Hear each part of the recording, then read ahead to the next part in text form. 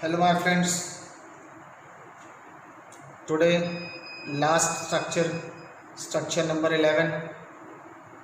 As in my previous session I promised you all that in next session I would be coming with structure number 11. So here it goes. Structure number 11,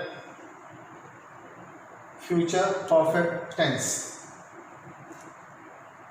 This structure is similar as structure number 3 and structure number 7.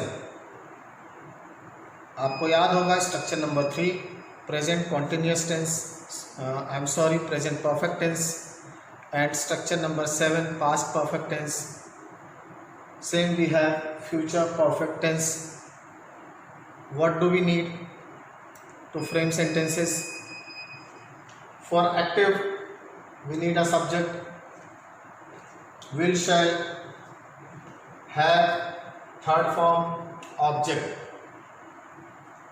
For passive, object, will, shall, have been. In place of have been, third form, and by subject. So it's very easy to understand. In active, subject appears at first, object at last. In passive, object appears at first and by subject at last, with one more difference, that in active we have the word have and in passive we have the word have been. Let us understand with few examples. He will have joined me in the party.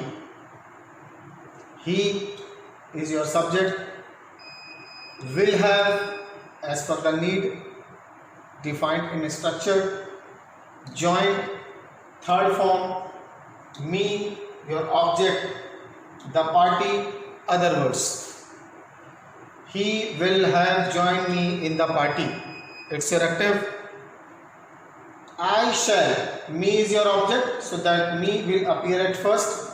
ये जो me object है ये पहले आ जाएगा as per the structure of passive.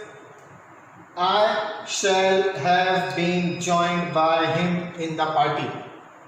Now you can compare with the structure. I is your object.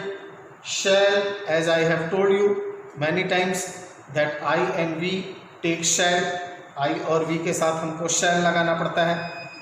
Shall, then been, have been, joined, third form, by and subject. Here your object was he, subject was he, and so by subject, by him, and then rest of the words. So passive, I shall have been joined by him in the party. One more example for you all. They will have asked the police to investigate the matter. The police will have been asked by them to investigate the matter. So it's too simple to understand. Here for Hindi medium students, structures are more important. As for the structure, they can frame the sentences and have proper practice. So from my side, this is the end of tense and voice with all 11 structures, though we have one more, structure number 12, but structure number 12 is generally not used in modern English.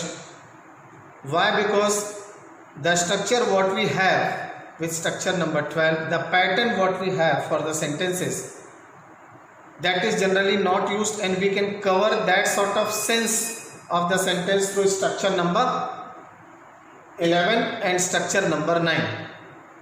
That is why we are no longer used for structure number 12. हमें structure number 12 की अब उतनी आवश्यकता नहीं होती है और हम उसे modern English में mostly use नहीं करते हैं.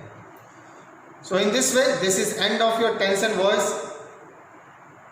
In next session, I will teach you how to frame questions from structure number 1 and from structure number 5. I have already taken sessions and shared videos. For rest of the structures, we'll see how to frame questions, means how to make interrogative sentences from these structures in next session. And then we will start direct indirect speech, it means narration. So see you next time. Thank you.